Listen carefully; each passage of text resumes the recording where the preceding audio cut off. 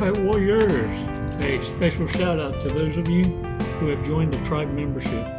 Thank y'all so much for your support. Before we get started, we're going to talk about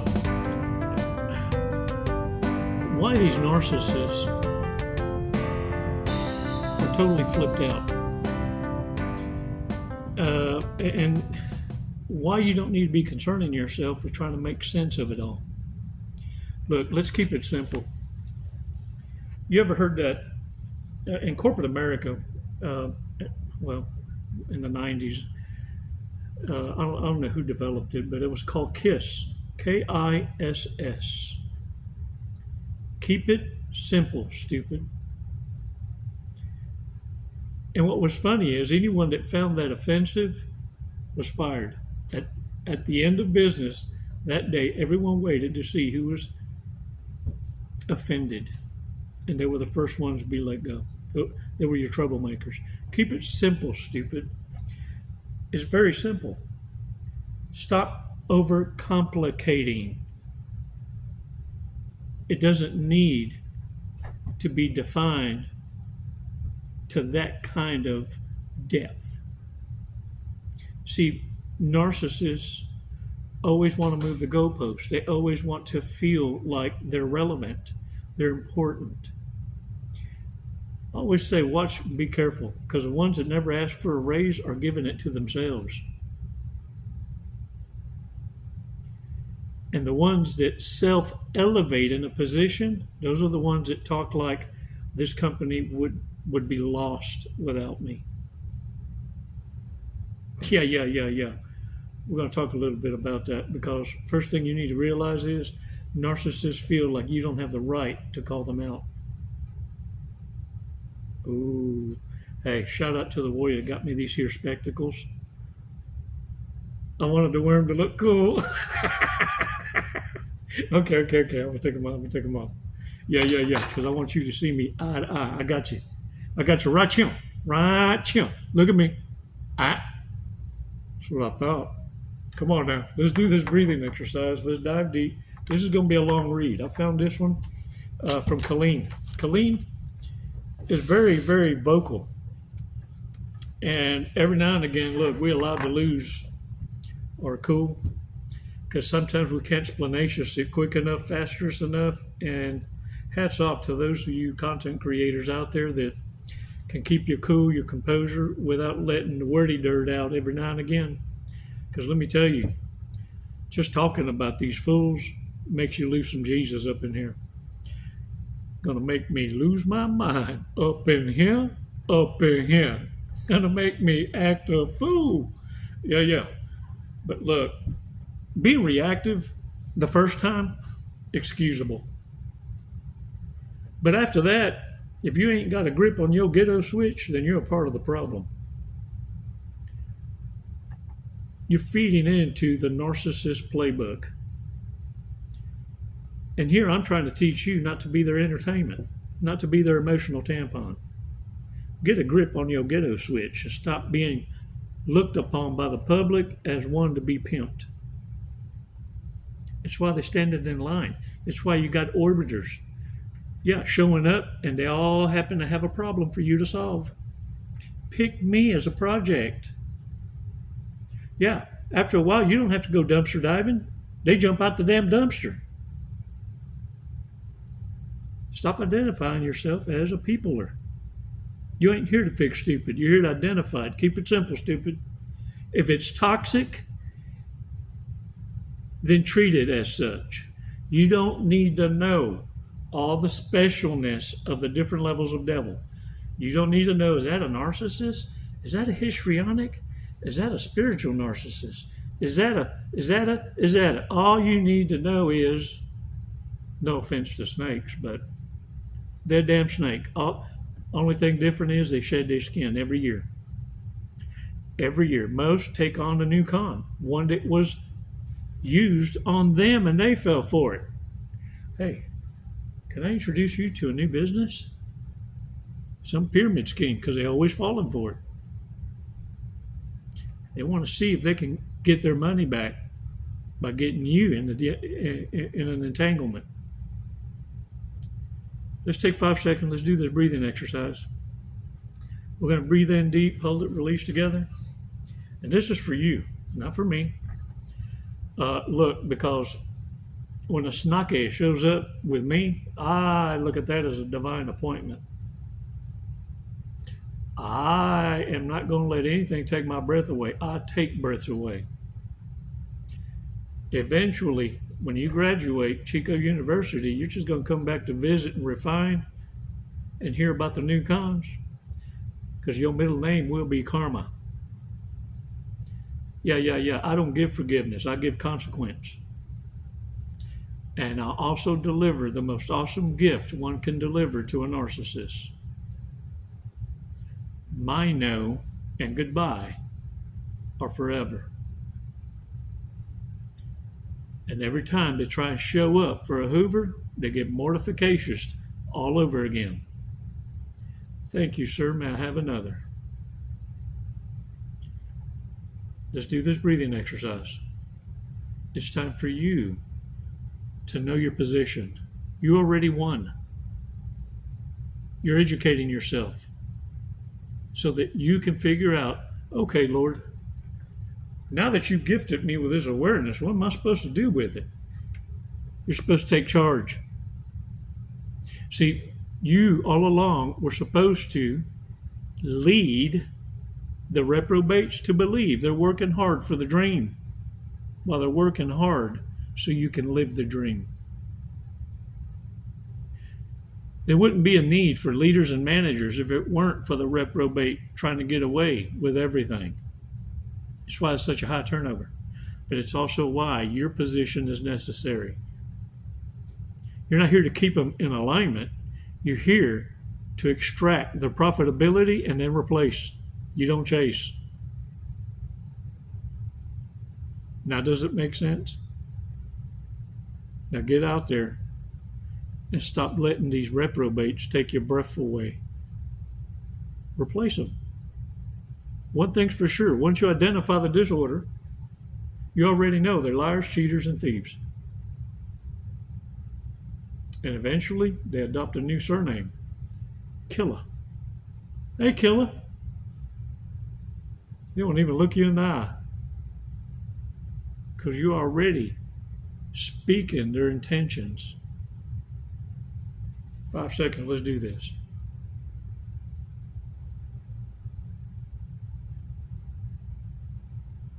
Release slowly. All right. Shake it off, y'all. All right. I'm going to get my intelligent-tourist glasses. Colleen writes, this is why I say Colleen done lost a little bit of Jesus. Every now and again, look, speak your mind, be authentic, unapologetically. Colleen says, why are narcissists a total mindfuck? I gotta love her. They are mostly normal humans. They act normal. You expect this to continue. Then they do something out of left field that makes zero sense. They come on strong and make 100% clear they're 100% invested in you. And you are both either best friends forever, soulmates, or something like that. They put you in that number one role in their life and treat you well. They pretend to agree with you and like whatever you like. They don't have hobbies of their own. They like what you like. That is, until they don't. Then they treat you horribly. But it was just a joke. It was just a misunderstanding. They didn't mean it like that. Why are you so sensitive for no reason? You're just trying to cause drama by being upset about one little comment. But we're still soulmates and best friends, though. So they will forgive you for being dramatic. They will pardon themselves on your behalf. Sound familiar? The thing is, you were dramatic when you were asked that they not call you whatever it is they call you. See, they're allowed to dish it out, but they can't take it. And the thing is, part of the MINDPHUC is they actually feel like you don't have the right to call them out. Oh, insult my intelligence, and it's game on. I'll tell you what about stomping the clown chakra don't take much. And the reason narcissists can play pretend for a little while, it was up until you rejected them and said no. For whatever reason, you bit your tongue. You took the high road. You did what was politically correct. Some call it walking on eggshells.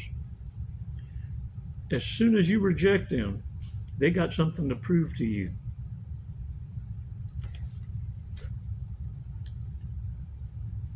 You constantly have to piece together their words or behavior that makes sense with the moments that don't make sense at all. For a normal human, unusual moments of not acting like yourselves can be attributed to some unusual situation.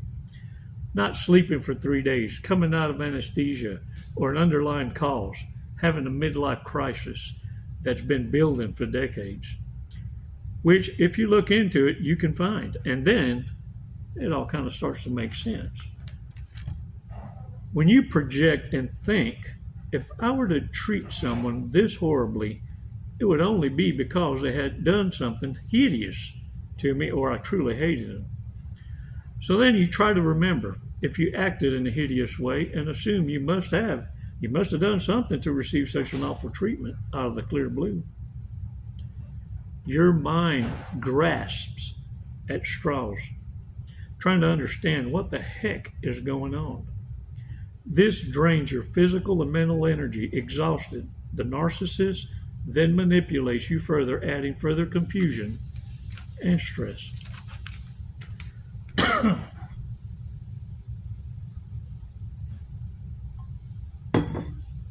You'll try to logically support why you're upset, but it's hard to pinpoint. What was wrong with what they said or did? You told them you got a promotion, and they avoid eye contact. They say nothing, maybe even yawn.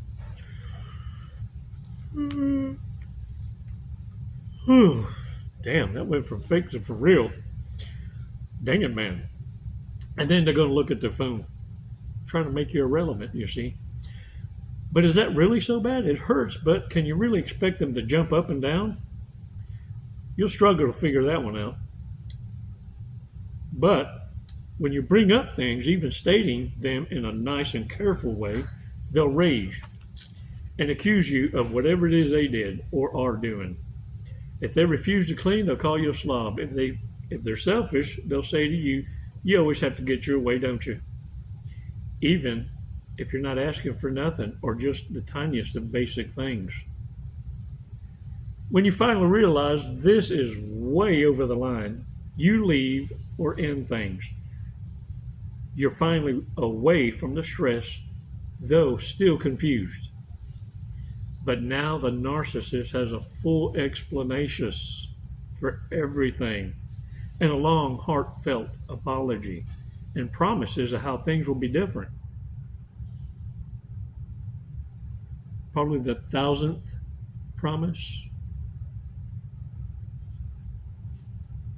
Plus, they use a lot of guilt, sympathy, and seeking. I call it the fog.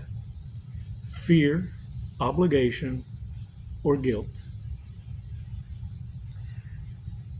You feel for them because you have empathy, and this makes things confusing again. They just want to talk on the phone real quick or get coffee, and they're in your neighborhood anyway. Maybe you should. If you would be such a relief, or it would be such a relief, and you could still go on loving them, wouldn't that be great? And you get sucked in all over again. Hooverville. Most people who aren't also narcissists will end up blaming themselves for how a narcissist acts. And they're going to try to change themselves instead of realizing the narcissist is the problem. That's just where the narcissist wants you. feeling horrible, confused, sad, trying to cater to them, chasing them. If you ever can get away from them, thoughts may nag you for years, wondering if it was really all your fault and if they were right about you. With the insults they said and the horrible ways they treated you, it can take a long time to undo this toxic ass effect narcissists have on you. Or should I say had? Because once you identify a snake for what it is, then all you know is, yeah, you're different, you shed. But what you need to understand is, every time a snake sheds, it's more pissed or off than upset and mad. They're closer to the end, their expiration, and they're not getting their way like they used to. Knowing the red flags and understanding the pattern is what allows the world to make sense again. Then you know not to blame yourself for the things they did, and instead can focus on your own self-development and success. Look at me. I'm proud of you. Every dang one of you can resonate with this. Even the narcissist resonates with this, because they're the ones dishing it out. What they can't stand is that the world is now becoming aware, and they can't hide no more. It's no longer cool to go public as being woke, as, the alphabet community woke, the 200 genders woke, the they thems woke. I don't know why I can't get a job. Got nose rings, 50 earrings in each ear, tatted up all the way to the forehead. No one is dishing out sympathy or understanding, and no one cares about your feelings, because my rights don't end where your feelings began. And the only way to bring a warrior to anger is they first have to give a shit about you. And that position's earned, not deserved. Another trigger word narcissists love to use: I deserve. That should give you chills, because all they want is unearned respect. That's why they have to demand it. Keep it simple, stupid. If they're toxic, never, ever allow them back in your life.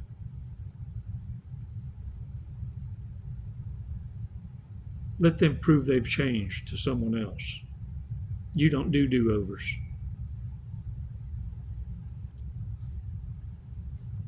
That's why I'm proud of you. But it's why narcissists will always resent you. And if you ever let them close, you bet your ass they're going to want some payback. Shame on you for trying to put lipstick on a pig a second time. Can I get a what? Now get out there and own it.